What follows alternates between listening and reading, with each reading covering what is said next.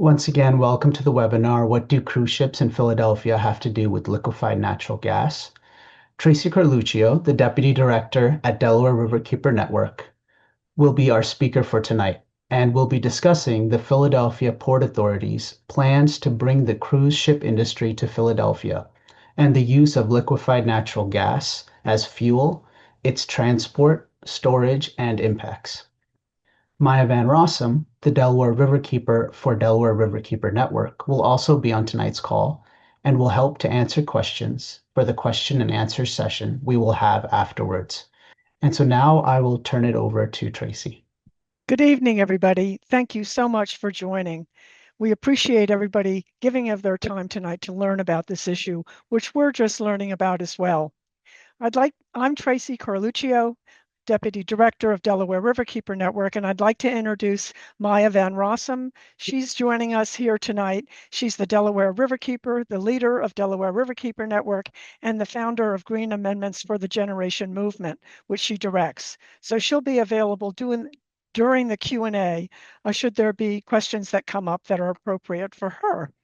So let's get into our webinar. So we're going to look tonight at the cruise ship industry in southeastern Pennsylvania on the Delaware River. And we're going to look at what is it, who is it, the implications of this industry, and why we think we're seeing this now. Next slide, please.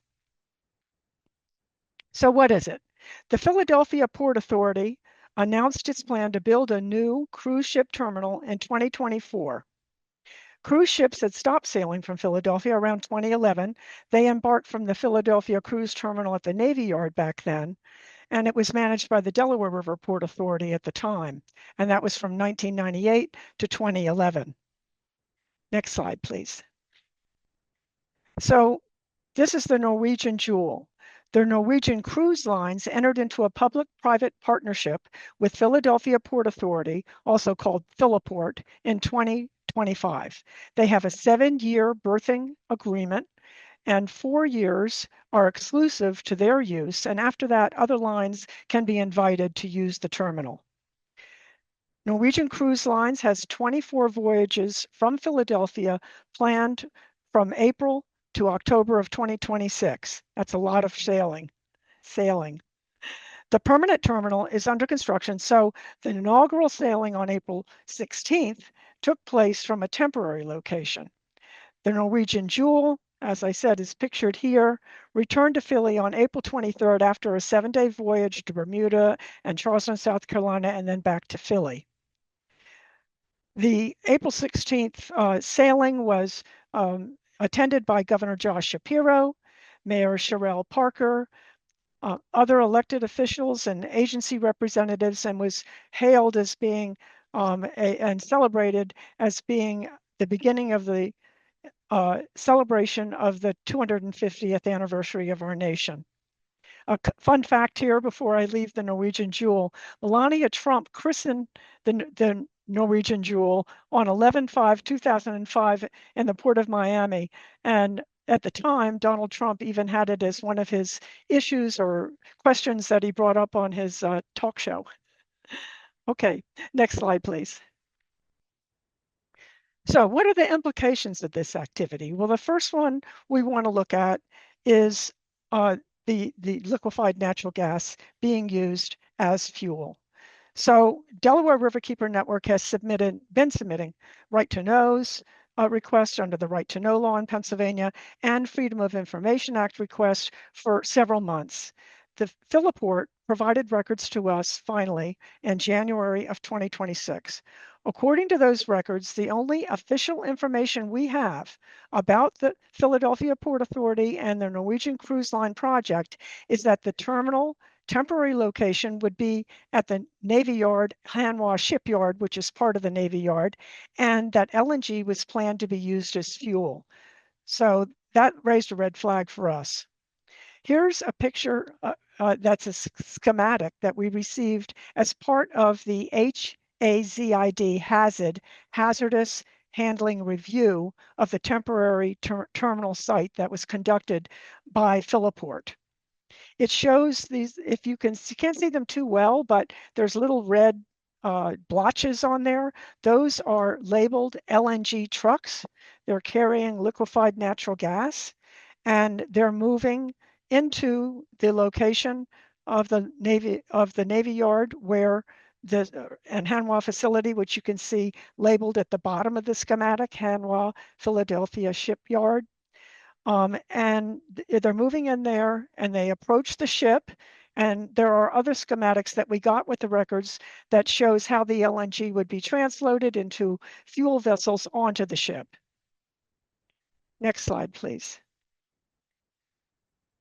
So looking at the liquefied natural gas as fuel, here's a Google map showing the Navy Yard and the Hanwha shipyard with the schematic you just saw laid over it where that red arrow is pointing. You can't see it too well, but it's kind of like a shadow in that dark spot there, and the schematic is laid over it. So you can get a picture of where this cruise ship was supposed to come in. And this is located on the Schuylkill River, just above the confluence with the Delaware River. Now, after we received these files, we submitted a letter with several questions to Philiport. We wanted to review, for instance, the analysis that they did of using LNG and get a better idea of what the Port Authority was planning with the Norwegian Cruise Line operations. And the letter is on our webpage, by the way. You can go and look at that. We're going to be giving a link out. The only response to that letter that we received from the authority said that there were no plans to use the Hanwha shipyard and no plans to use LNG. They said to file a right to know request to get our answers to our other questions. Well, this was somewhat perplexing because it conflicted with what they had in their official files that we just received. So we did have another right to know request in with them, and it came back saying they had no responsive records, which is additionally perplexing. We have filed other ones, and they are due with information back to us fairly soon. Next slide, please. So the permanent terminal will be at Hog Island along the Delaware River in Tinicum Township in Delaware County, adjacent to the Philadelphia airport. It's not in Philadelphia, by the way. It's in Tinicum Township. This Google shot shows you the 16-acre site, which was purchased by Philiport from Energy Transfer Marketing and Terminals. And under construction right now is that terminal. It's not completed yet. The property was a huge shipyard during World War I and then was closed in 1921. The land was purchased by Philadelphia, the city of Philadelphia in 1930 to build an airport. And it's very important to note here that Hog Island was Lenape land. It was purchased in 1681 by a Swedish immigrant. So dredge spoils started to be dumped there in 1894. And when the city bought it in 1930, they built the airport and that was opened in 1940. And part of the land, the part that you're looking at there with the 16.11 acre label, was used as a munitions port. And that depot closed in 1958. Then it became a petroleum terminal. Gulf Oil operated it, then Sun Refining and Marketing Company, and then Energy Transfer. Energy Transfer bought Sunoco in 2012, and Sunoco is a subsidiary of Energy Transfer. So they were the owners at the time, and then Energy Transfer sold it to the Philadelphia Port Authority. Next slide. So this is just a better picture for you. You can see that red square there. That's where the permanent cruise terminal is supposed to be. And you can see it in relation to the other features there, the Delaware River, New Jersey on the other side, the airport, Route 95, and its proximity there to Delaware County. Next slide, please. So this map shows the temporary terminal location next to the permanent terminal. And since it was not ready for the inaugural cruise on April 16th, as I mentioned, it was still under construction, the temporary terminal was staged next to it. This information was not released publicly, however, but through our sleuthing at Delaware Riverkeeper Network and news reports the day of the launch, this location was actually confirmed. And you can see that photograph from ABC 6 that shows a picture of the Norwegian Jewel at that spot. It's obviously not the Hanwha shipyard or the Navy shipyard. And we don't know when the permanent terminal will actually be put into operation. According to Norwegian Cruise Line's press release, in late 2026, the Norwegian Jewel will be replaced by the Norwegian Pearl, and other destinations will be added for people who are cruising out of there, places in Canada and New England. That ship, the Pearl, is about the same size as the Norwegian Jewel. Next slide, please. So continuing to look now at the implications of all this activity. What are the public safety threats for Philadelphia and southeastern Pennsylvania from LNG production and storage, fueling, and cruise ship operations, and also from New Jersey, which is only a little more than a mile across the river? Where will they produce the LNG? Where are they going to transport it? Where are they going to store it? When are they going to start using it? As far as we know, there's no plans that there's no records that show that its eventual use has been canceled. Now, LNG is a hazardous, flammable, and explosive material. It's very difficult to manage. Why haven't communities been informed and consulted about all of this? Next slide, please. I want to take just a minute here, and I won't go into it in length because we have several webinars on liquefied natural gas, and we're going to refer you to our web pages on liquefied natural gas. But it's important to say the federal guideline is to locate LNG processing facilities only in remote locations. That's not southeastern Pennsylvania. It's not the Delaware River ports. It's nowhere around here because our population is far too dense. And why is that? Why is it so dangerous? Well, if LNG is released by an incident into the atmosphere, you can't control it. It expands 620 times because it's been super cooled down to minus 260 degrees Fahrenheit in order to reduce its volume so it can be more easily transported and stored. If it does escape, it forms a cold vapor cloud, and that cloud kills when it's released if you're in proximity because it robs oxygen from the air. It also freezes your skin. And it can move far because it can move low down into ditches, along a stream, into a storm sewer, a tunnel, and it can move many miles across the water surface, such as the Delaware River. And if it reaches an ignition source, it can explode with the force of a bomb. And we're talking about a large bomb because of all of that energy that's been forced down into the smaller container. And that explosion can be triggered by just static electricity or somebody turning the key in their car on. So it's not hard. It's very likely that that can happen should it escape. If it does, it can also catch fire. And the fire is so hot that you just can't put it out. As a matter of fact, the emergency management manuals tell fire commissioners to evacuate as quickly as you can and just let it burn. Now, we're talking about actions within minutes. Imagine trying to do that in the area where they want to put these terminals. It's absolutely impossible. Imagine what it would be to let it all burn, us included. It also embrittles steel.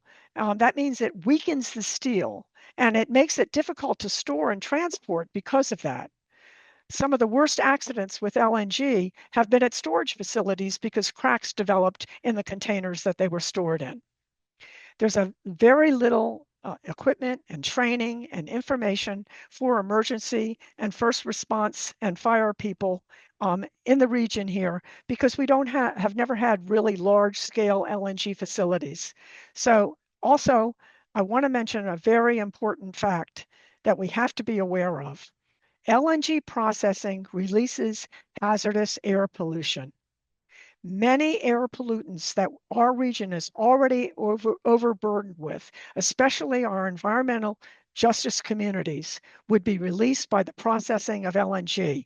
We don't need any more nitrogen oxide. We don't, excuse me, need any more volatile organic compounds. And these are the emissions that would be released. Excuse me. And I also want to mention that cradle to grave, there's a lot of pollution associated with the development of LNG because it's made from gas. So that means more fracking wells. It means the transport through pipelines and compressor stations all along the footprint, which is enormous, of the environmental footprint of fracking. All along that, methane leaks and pollutes. Next slide, please. So we have many unknowns. If fuels other than LNG are used, for instance, what are they going to be? How will they be transported? How are they going to be stored? Are they going to be transloaded into the ships?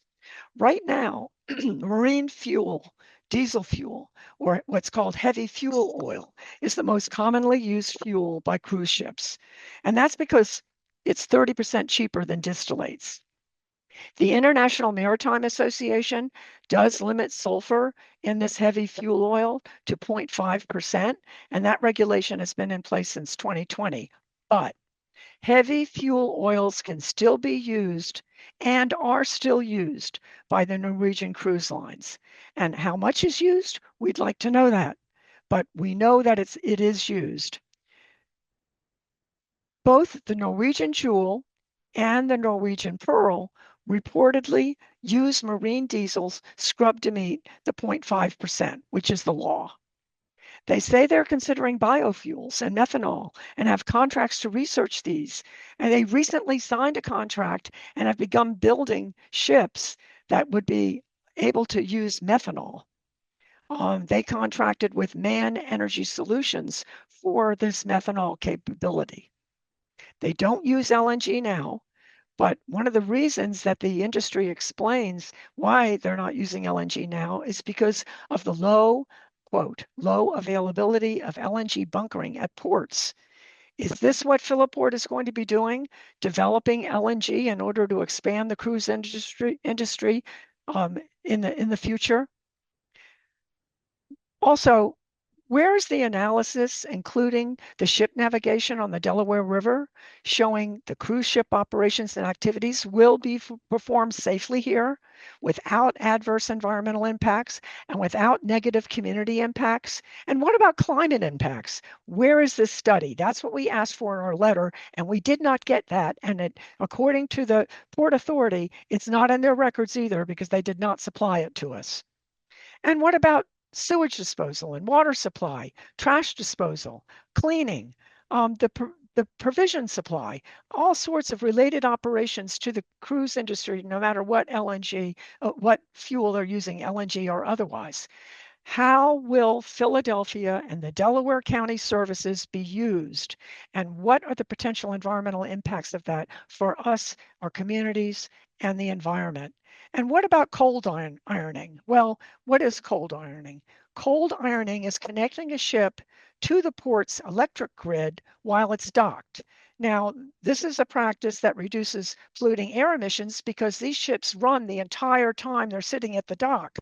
But it also takes energy away from our electric grid. And as we all know, the electric grid is under assault right now by data centers and other LNG export plans.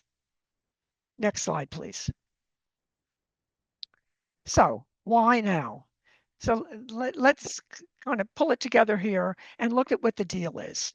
As mentioned, the Norwegian Cruise Lines entered into a public-private partnership with Philadelphia Port Authority for a 7-year use of the terminal that's being built on Hog Island. After 4 years, other lines can consider coming in, which means that LNG may be used even if Norwegian Cruise Lines never does use LNG.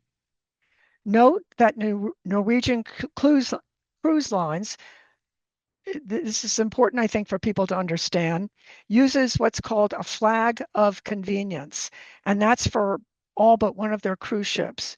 And that means the ship isn't built in the United States. It allows them to avoid US labor laws and they don't have to pay US taxes. It's a sweet deal. Cruising's place in the global economy, what is it? Can we expect that this is going to be a long-term industry here in the Delaware River? Is our is this something that has a trend that we can economically trace nationally and internationally? Well, cruising comprises 20%, I'm sorry, 22% of global tourism. And that's pretty substantial. In 2024, 34.64 million passengers cruised on Norwegian Cruise Lines, which is the third largest corporation that has cruises, moved 2.93 million people on their cruises in 24. There's only a very few companies that are in the cruise industry, and they're all enormous. The Philadelphia Port Strategic Plan. I want to mention that because it does include cruise ships, and they say they want them to return to Philadelphia and the Delaware River. It says they plan to, quote, undertake a feasibility study for a purpose-built LNG storage facility.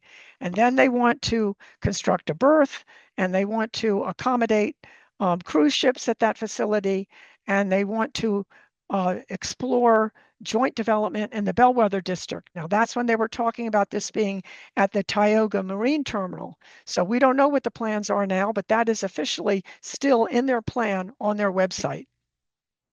So maybe there's two locations, or maybe they're eventually going to change, LNG ships going to one location and other ships going to the other. We just don't know the answers. We'd like to know those answers.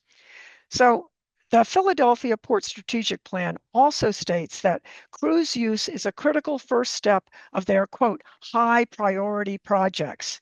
And another very important action on that list of high priority projects is to, quote, build a case for a 50-foot channel deepening the Delaware River. That means the navigation channel from its current 45 feet to 50 feet from the Delaware Bay all the way up to the Philadelphia Camden area.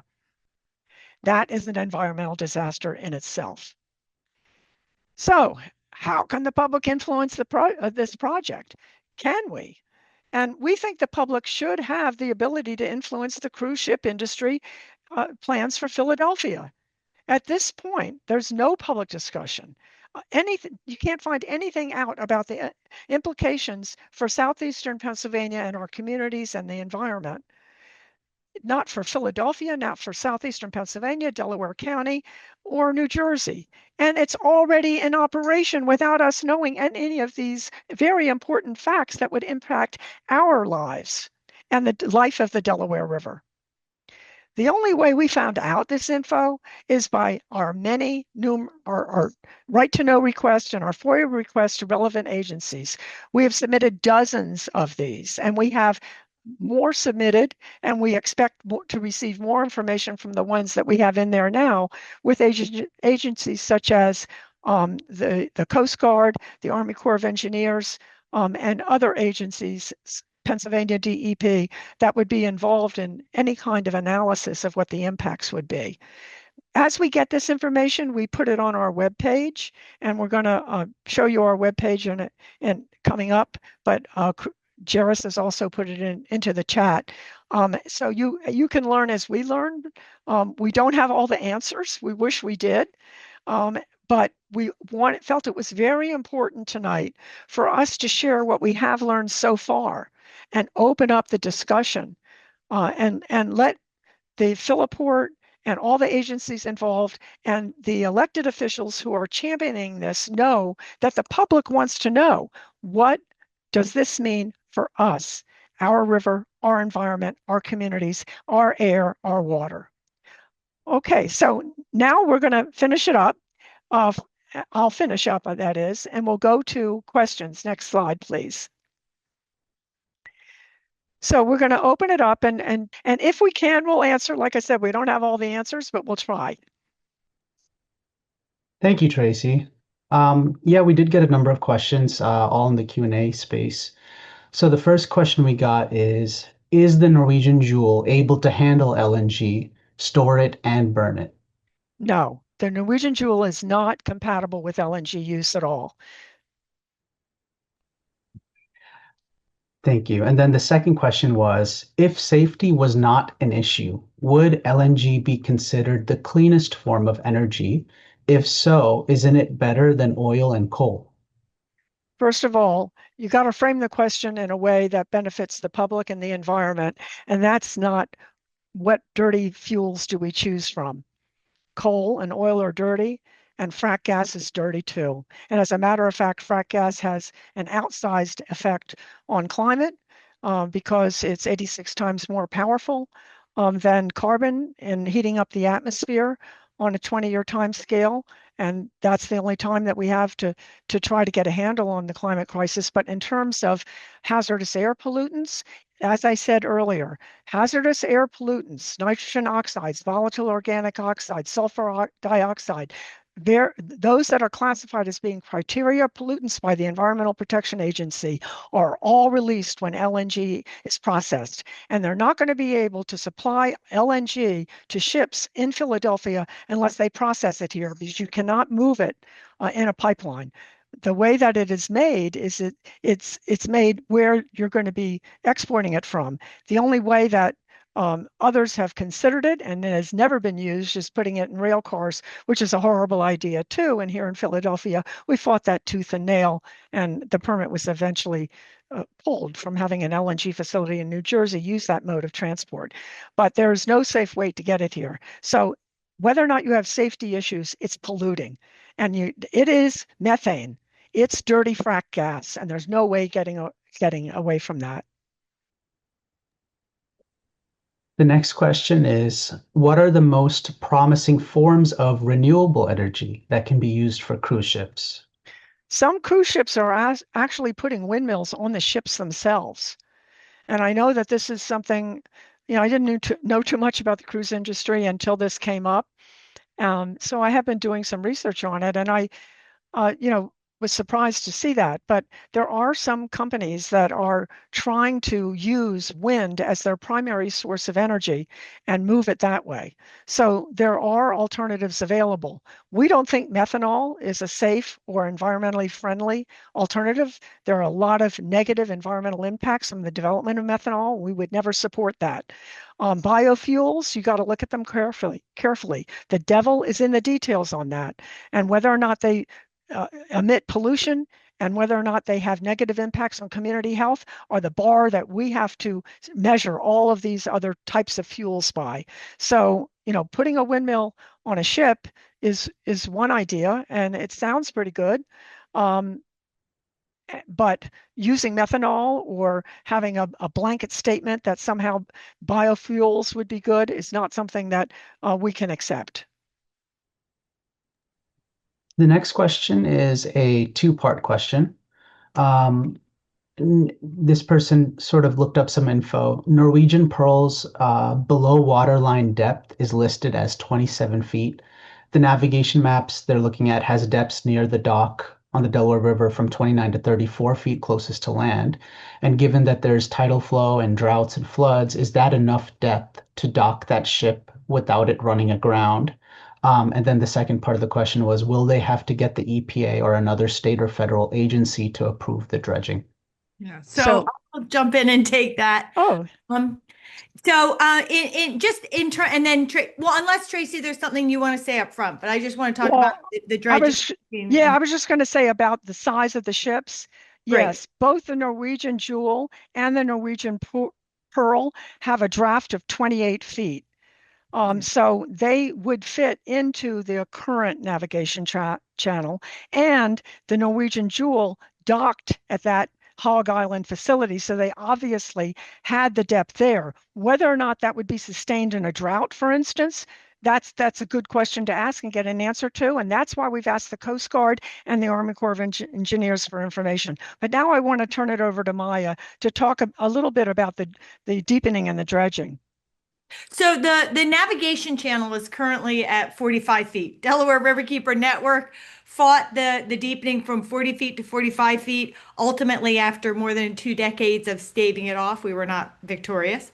But that is what the current navigation channel is. And what they do with the deeper draft ships, right, is they come up the main navigation channel, and then they actually also deepen the channels that take the ship from the main navigation channel to the port in order to undertake whatever activities they're undertaking, offload goods or other substances, or in this case, perhaps loading or offloading people, right? So it's not so much what are the depths all around in the shallows of the river, but it's whether or not the main navigation channel and then the side channels, as they call them, will be able to accommodate the ship. As Tracy said, at a 28-foot depth, the current channel is plenty deep to serve the cruise ships.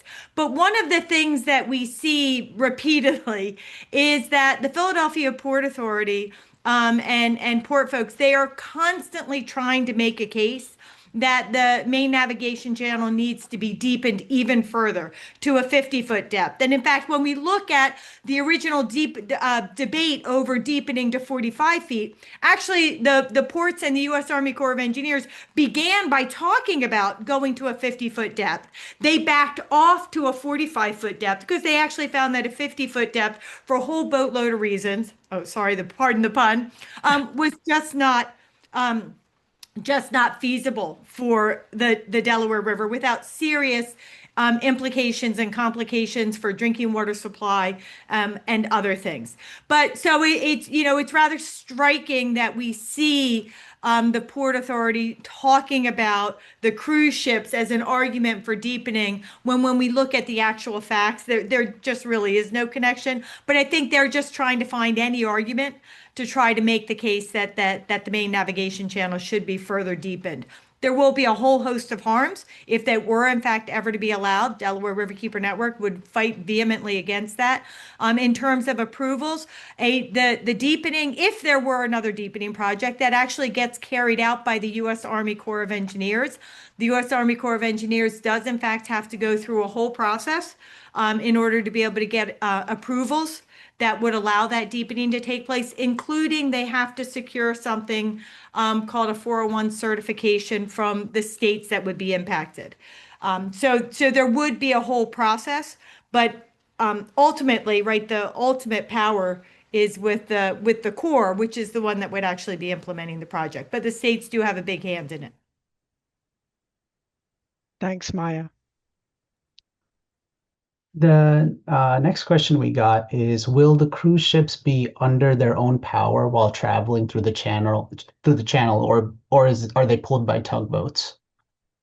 They use their own power.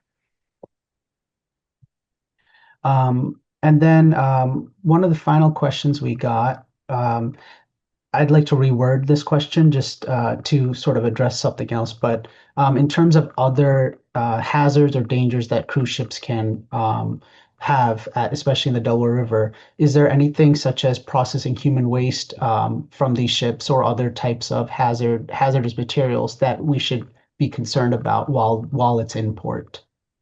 Yes, I think that's why we had that question, a couple of questions on that one slide, which, we don't know what the environmental impacts are and what it means for us. Are they going to be taking, for instance, wastewater from the ship and putting it into the city of Philadelphia waste treatment system? Are they going to be taking water from the Philadelphia Water Department in order to load their ship with water? There are many environmental needs for a cruise ship in order for it to operate and go out for 7 to 10 days. And whether or not they're going to be using these services, we don't know. That's why we asked the Port Authority for their report that shows that what exactly they're going to use, how much they're going to use, how often they're going to use it, and what it means in terms of the effect on those resources and the communities. So we really don't know the answer to that question, but we do know that we don't know the answer in terms of what those impacts exactly are, but we know there are impacts. And I think, in terms of us looking at the, big picture, I'd like to ask Maya to address one of the very important impacts of shipping in the Delaware River on the Atlantic sturgeon. Yeah. So, one of the biggest harms and threats to, well, really, one of the biggest harms to the Atlantic sturgeon of the Delaware River and threats to the continuation of the population is ship strikes. When big vessels come up the river, they literally strike the sturgeon. Their blades come into contact with the sturgeon, and vessel strikes is one of the biggest killers of the Atlantic sturgeon of the Delaware River. The Delaware River population of Atlantic sturgeon is genetically unique. It actually exists only in our beautiful Delaware River. Yes, some of them go out into the ocean, but as a population, they are uniquely connected genetically with our Delaware River system. They are amongst the most imperiled, if not being the most imperiled Atlantic sturgeon population in the world. We have at this point less than 250 spawning adults left. So we cannot afford to lose a single sturgeon to a ship strike, let alone 1, 2, 10, or more. The more ships we bring up the river, the more we up that vessel strike impact to our Atlantic sturgeon, and the greater the risk that we will in fact push them over the edge into extinction. And if our Atlantic sturgeon go extinct, it will be our responsibility. Other impacts to the Atlantic sturgeon have to do with dredging and deepening of the river. So if there is an argument that ends up getting successfully made to do more dredging, more deepening of the river, that will have implications for the spawning habitat of the sturgeon.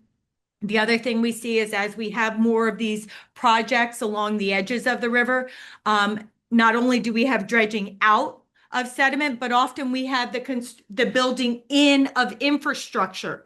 And that infrastructure sometimes gets built into areas that are critically important for the Atlantic sturgeon. So there are a number of ways that the sturgeon can literally get hit. We damage their habitat, we damage their life cycle, and we literally can kill them with vessel strikes. So that will be a very serious concern with this kind of new industry growth that Tracy is talking about. Thanks, Maya. That seems to be the end of all the questions that were given into the chat. Okay, that's great. So I want to thank everybody for coming out. We have another slide here that shows some actions that you can take in order to get involved. And I think one of the most important things is for you to sign up to be an e-activist. That way you can be involved in our campaign to stop the development of liquefied natural gas, to protect the Delaware River, and our special species, and to fight dirty energy, not only here in our watershed, but throughout the 4 watershed states, which is Pennsylvania, New York, New Jersey, and Delaware, and the nation as well. So we work in all those areas. We want to stop dirty energy and the pollution that comes with it. We want to protect our river and its ecosystems and species. And you can find out how to do that by connecting with us at that link. And Jairus is going to put it in the chat to become an e-activist. Then you'll know when something is coming up, like a meeting that you can attend, a hearing, a rally, those sorts of things we put up as on the e-activist database. So please sign up and do that. Also, we are very involved in fighting fracking. We want a ban on fracking throughout the entire United States. We want to see it in all of Pennsylvania. We're far from getting there, but we did manage to accomplish a ban on fracking in the Delaware River watershed that's been in place since 2021. And we are fighting right now to make sure it stays in place. And there is effort on the part of elected officials, such as Representative Bresnahan from the upper part of the watershed, to overturn the ban on fracking in the Delaware River watershed. And there's also industry instigated petition that's out there to have people sign and have it sent in to the DRBC and or elected officials saying, we want to take advantage of gas. We want to develop gas here in the Delaware River watershed. We want to frack. So we're opposing that. It took us 11 years to get accomplish the ban that was adopted by the Delaware River Basin Commission, which has authority over the entire watershed. And we will have continued to make sure that it is not eroded. Now, with the Trump administration coming in and the new MAGA type representatives that are in office, we see this renewed push. And of course, all of the executive orders that are talking about a so-called energy emergency and all of the efforts using war powers and that sort of thing by the Trump administration to develop dirty energy are in full force now. So please sign our pledge. We're looking for people to say, should they try to do this? I'm with you. I'm standing up with you. And we want to have a good bunch of people ready to act should there actually be an effort, for instance, by the Army Corps of Engineers, who's one of the members of the Delaware River Basin Commission representing the federal government, that is President Trump, to try to overturn the ban. So please also sign that pledge. The link is in the chat as well. And we also have a couple of other announcements of actions. One of them is coming up just on this Saturday, May 2nd, and that is the Chester Residents Concern for Quality Living annual Environmental Justice March, and it's in Chester. You can go to the City Hall in Chester, gather at 11:30. It takes off at noon. It is a fabulous, high energy, totally life-affirming march.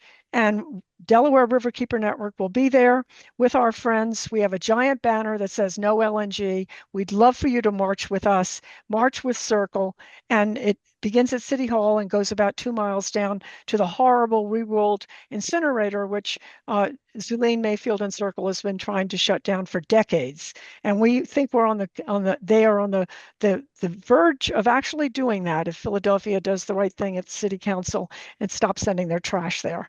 So that also is in the chat. We'd love for you to join us.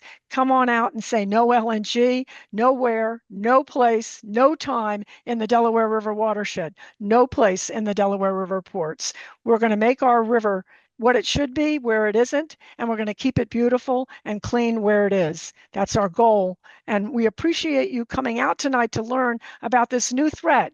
We wish we had more, but maybe we'll have another, well, I'm sure we will have another webinar once we get more information. So keep up with our webpage, and you can find out more as we go along.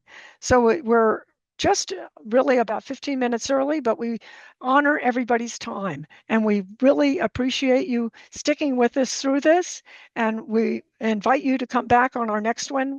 If you sign up as an e-activist, you'll hear about all the webinars we're having.